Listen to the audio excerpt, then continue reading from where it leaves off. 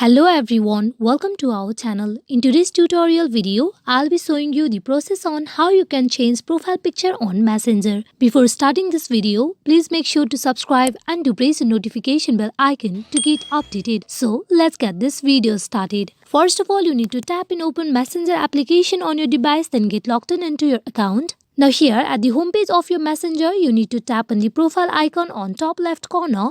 As you can see, there is no option for changing the profile picture from Messenger. Now, to change the profile picture on Messenger, you have to go to your profile from your Facebook, then change your picture from there. So, you need to tap in Open the Facebook application, then get logged in into your account. Here at the homepage of your Facebook, you need to tap on 3 horizontal line on top right side of the screen. There, you need to tap on your profile. Here, inside your profile, you need to tap on the camera icon beside of your picture. There, you need to tap on Select Profile Picture. And you go in for choosing the picture that you want to upload or you want to change on your Facebook. Here, you need to tap on Save on top right.